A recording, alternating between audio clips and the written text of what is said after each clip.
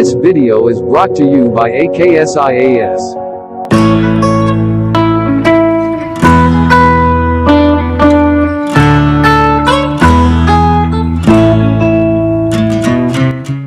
Welcome to Interaction with Raj.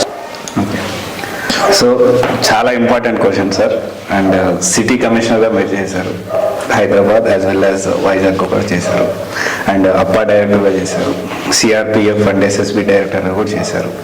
జనరల్గా ఒక civils aspirant preparation మొదలు పెట్టేటప్పుడు ఏదైనా సొసైటీకి ఏదైనా చేయాలి, ఒక మంచి హోదా లేకపోతే ఒక ఐఏఎస్ ఐపీఎస్ ఆఫీసర్ అయితే సొసైటీకి మనం ఏదైనా చేయగలుగుతాం.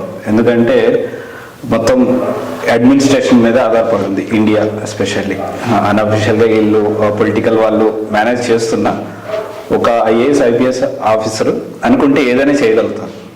అట్లాంటి అవకాశం మనం ఇక్కడ ఉంది. బట్ ఈ పొలిటికల్ అంటే వన్స్ క్రాక్ చేసిన తర్వాత చాలా పొలిటికల్ ప్రెజర్స్ అనేవి ఉంటాయి. సో మీరు చూసుకుంటే పొలిటికల్ ప్రెజర్స్, ఎలాంటి పొలిటికల్ ప్రెజర్ తీసుకోకుండా చాలా సిన్సియర్గా ఎంవి కృష్ణారావు గారుతో వద్దు అన్నట్లు అలా ఎలా మేనేజ్ చేయగలిగారు సార్ మీరు? అంటే ఇది మన విలువలను బట్టి ఉంటుందండి. మొదట్లోనే మీరు నిర్ణయించుకోవాలి, కేవలం జీతం డబ్బులతో బతకాలా లేక వేరే ఆశించాలా. మనకు ప్రభుత్వం మంచి జీతం ఇస్తుంది, చాలా ఎక్కువ జీతం ఇస్తుంది, అందులో డౌట్ లేదు, దాంతో హ్యాపీగా బతకచ్చు. కానీ లగ్జరీస్ ఉండవు. మీకు ప్రభుత్వం కార్లు ఇస్తుంది, క్వార్టర్స్ ఇస్తుంది, అన్నీ ఇస్తాయి. కానీ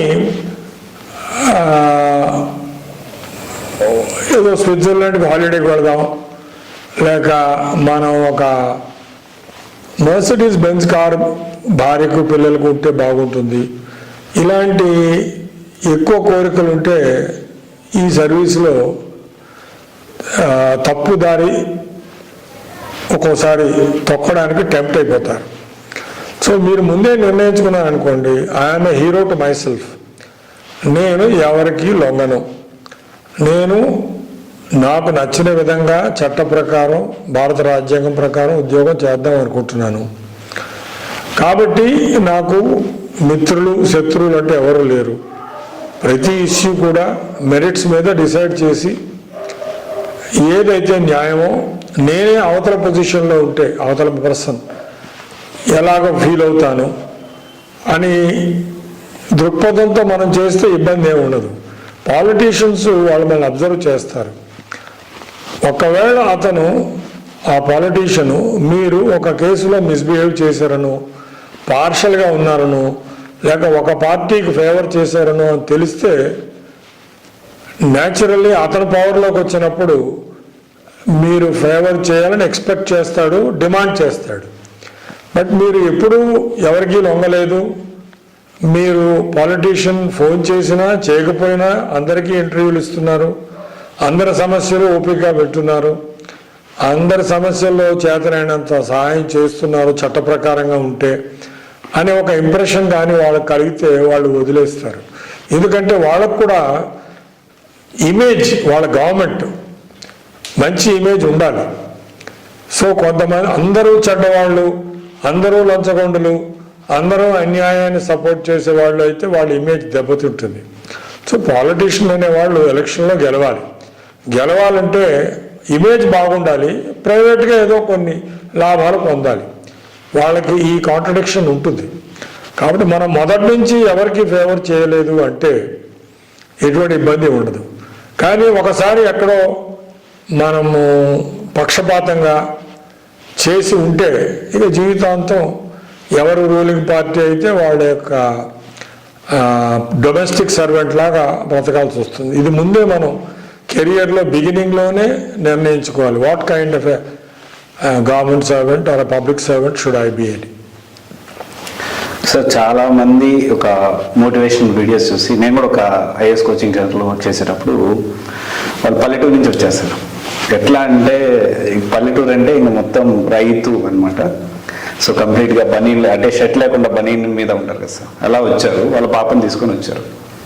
సో డైరెక్ట్గా ఊరి నుంచి అంటే ఎలాంటి అసలు యూపీఎస్సీ సివిల్స్ అంటే ఏంటో తెలుసుకోకుండా, కనీసం సిలబస్ కూడా తెలుసుకోకుండా ఇంట్రెస్ట్ ఉంది, కొన్ని ఇన్స్పైర్ అయ్యాను, కొన్ని వీడియోస్ చూశాను, నాకు కూడా అలా ఉండాలనిపించి ఈ కొన్ని మోటివేషనల్ ప్రమోషనల్ వీడియోస్ చూసి డైరెక్ట్గా వచ్చి ఆ డబ్బులు తీసుకొని వచ్చి ఇన్స్టిట్యూట్కి ఇవ్వడం జరిగింది.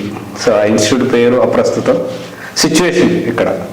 కానీ ఆ తర్వాత అసలు ఎలాంటి సిచ్యువేషన్ లేకుండా అంత డబ్బులు తీసుకొచ్చి పెట్టినప్పుడు అతను క్రాక్ చేస్తారా లేదా అనేది ఏం ఆలోచించరు.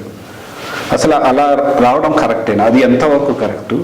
ఒక సివిల్స్ యాస్పిరెంట్ ప్రిపరేషన్ స్టార్ట్ చేసేటప్పుడు ఎలాంటి ప్రిరిక్విజైట్స్ తీసుకోవాలి?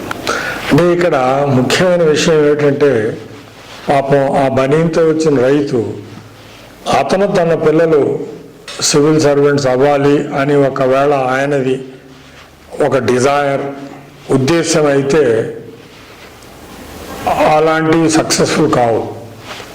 కానీ అదే గ్రామీణ ప్రాంతంలో వాళ్ళ కొడుకో కూతురో వాళ్ళకు స్వతహాగా ఎలాగైనా నేను కలెక్టర్ అవ్వాలి, మా స్కూల్కి ఒకసారి కలెక్టర్ గారు వచ్చారు, ఆయన చేతుల మీదుగా నేను ప్రైజ్ తీసుకున్నాను, నేను కలెక్టర్ అవ్వాలి అనే ఒక గాఢమైన వాంఛ ఉంటే ఆ తల్లిదండ్రులు పాపం ఎలాంటి వాళ్ళైనా సరే ఈ పర్సన్ ఆడగానే మగ్గాని సక్సెస్ఫుల్ అయ్యే అవకాశాలు ఎక్కువ. సో పేరెంట్స్ డ్రైవ్ చేస్తే ఈ సక్సెస్ రాదండి. దట్ మోటివేషన్ అనేది సెల్ఫ్ వాళ్ళంతటి వాళ్ళకి ఉండాలి. సో చాలామంది గ్రామీణ ప్రాంతం నుంచి కూడా వచ్చి సెలెక్ట్ అయిన వాళ్ళు చాలామంది ఉన్నారు. దీనికి కావలసింది ఏంటంటే ఆ వాంఛ, ఆ డీప్ డిజైర్. సో ఆ నేపథ్యంలో ఒకసారి వాళ్ళు దూకిన తర్వాత తమకు ఉన్న నాలెడ్జ్ బేస్ సరిపోదు ఆర్ ఇన్అడిక్వేట్ అంటే వాళ్ళు పెంచుకుంటారు. ఇప్పుడు మనం లోతు ఏంటో తెలియకుండా ఒక స్విమ్మింగ్ పూల్లో రాంగ్ సైడ్ మనం దూకేసామనుకోండి, అక్కడికి వెళ్ళిన తర్వాత అయ్యో ఇది చాలా డీప్గా ఉంది, ఎలాగైనా సరే మనం ఆ షాలో ఎండ్కి వెళ్ళాలి అని కష్టపడి ఎలాగోలాగా వాళ్ళు షాలో ఎండ్కి వెళతారు. ఎందుకంటే మునగడం ఎవరికి ఇష్టం లేదు. ఆ తర్వాత ప్రోగ్రెసివ్గా స్విమ్మింగ్ నేర్చుకుని వాళ్ళు జాగ్రత్తగా సక్సెస్ఫుల్ అవుతారు. అలాగే ఇందులో కూడా ఒకవేళ ఫస్ట్ అటెంప్ట్లో రాకపోయినా ఏ సెకండో థర్డో ఫోర్తో ఫిఫ్త్ అటెంప్ట్లో కూడా వచ్చిన వాళ్ళు ఉన్నారు. గ్రామీణ ప్రాంతం వాళ్ళు ఉన్నారు. అయితే గ్రామీణ ప్రాంతంలో ఉన్నంత మాత్రాన వాళ్ళకి ఆంగ్ల భాష మీద పట్టు ఉండకపోవచ్చు, బట్ వాళ్ళ మాతృభాష వచ్చి ఉండొచ్చు. ఈ ఎగ్జాంపుల్ రోణంకి గోపాలకృష్ణ, అది వాళ్ళ అమ్మ నాన్న కూలీలు, అయితే వాళ్ళ అన్న ఓ చిన్న ఉద్యోగం చేస్తాడు, అతను సపోర్ట్ చేశాడు. వాళ్ళ శ్రీకాకుళం జిల్లా, ఇతను ఒక సింగిల్ టీచర్ స్కూల్. ఈ స్కూల్ టీచర్లుగా ఆయన అన్ని సబ్జెక్టులు ఆయనే చెప్పాలి కాబట్టి కొంత ప్రావీణ్యం ఉంది. అయితే అతను ఎప్పుడైతే సివిల్ సర్వెంట్ అవుదాం అనుకున్నాడో వాళ్ళ అన్నగారు ఇచ్చే డబ్బులతో జాగ్రత్తగా ఈ చిక్కడపల్లి అశోక్ నగర్ క్రాస్ రోడ్స్లోకి వచ్చి ఒక రూమ్ తీసుకుని తన వంట తనే చేసుకుంటూ తెలుగు మాధ్యమంలో రాశాడు. మొదటి 4 అటెంప్ట్లు ఫెయిల్ అయిపోయారు. బట్ 5th అటెంప్ట్లో తెలుగులోనే ఇంటర్వ్యూ జరిగింది. అతను చక్కగా ఆల్ ఇండియా ర్యాంక్ 3 కూడా వచ్చింది.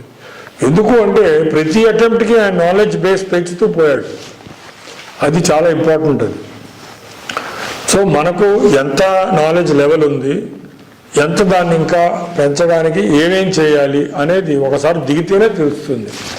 సో మనకు గ్రామీణ నేపథ్యం నుంచి వచ్చాము, ఆంగ్ల భాష మీద పెద్ద ఎక్కువ నాలెడ్జ్ లేదు అన్నంత మాత్రాన అది హ్యాండిక్యాప్ కాదు.